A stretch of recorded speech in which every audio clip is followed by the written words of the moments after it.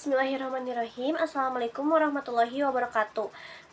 Izinkan saya memperkenalkan diri. Saya Gisna Salima. Di sini saya ingin menganalisis teori psikologis yang dikaitkan dengan keagamaan dalam film How to Make Million Before Grandma Dies. Film How to Make Million Before Grandma Dies adalah sebuah film komedi satir yang menceritakan perjuangan seorang pemuda yang mencoba mengumpulkan kekayaan sebelum neneknya meninggal. Film ini menggabungkan elemen humor dengan refleksi mendalam tentang moralitas dan etika dalam mengejar kekayaan.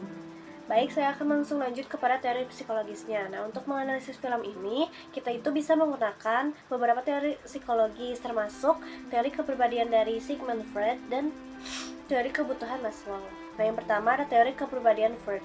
Film ini menggambarkan konflik antara id, ego, dan superego dari tokoh utama yaitu M. Id yang mewakili dorongan dasar dan keinginan untuk mendapatkan kekayaan dengan cepat, seringkali bertentangan dengan superego yang mewakili nilai-nilai moral dan etika yang diajarkan oleh neneknya. Ego di sisi lain berfungsi sebagai penengah dan mencoba menemukan cara yang realistis untuk mencapai keinginan id tanpa mendengar prinsip superego. Lalu yang selanjutnya ada teori kebutuhan Maslow. Nah, perjuangan tokoh utama yaitu M dalam film ini juga bisa dilihat dari perspektif piramida kebutuhan Maslow. Dia mungkin memulai dengan berusaha memenuhi kebutuhan dasar seperti keamanan finansial, tetapi kemudian harus menghadapi kebutuhan yang lebih tinggi seperti penghargaan diri dan aktualisasi diri. Konflik muncul ketika pencapaian kekayaan mulai mengancam kebutuhan yang lebih tinggi tersebut. Lalu, bila dikaitkan dengan keagamaan, film ini juga menyentuh elemen keagamaan yang signifikan. Nenek tokoh utama ini, neneknya M, seringkali memberikan nasihat dan pandangan hidup yang berakal pada nilai-nilai agama. Nah, ada pesan moral dan etika yang disampaikan neneknya, mengingatkan tokoh utama si M ini dan penonton bahwa kekayaan materi bukanlah segalanya.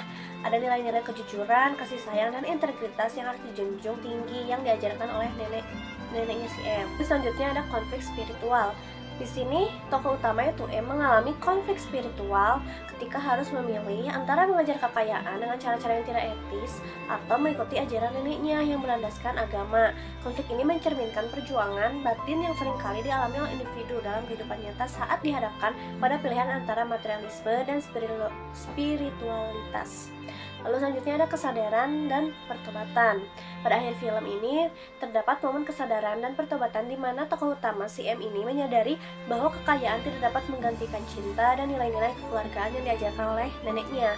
Ini menunjukkan perjalanan spiritual tokoh utama menuju pemahaman yang lebih dalam tentang makna hidup.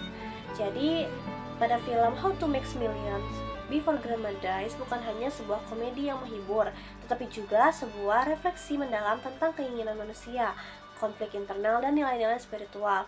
Melalui analisis psikologis dan elemen keagamaan, kita dapat melihat bagaimana film ini mengajak penonton untuk merenungkan kembali prioritas hidup mereka dan pentingnya menjaga keseimbangan antara materialisme dan spiritualitas.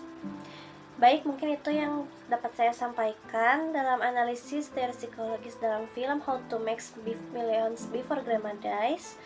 Terima kasih telah mendengarkan sampai akhir. Wassalamualaikum warahmatullahi wabarakatuh.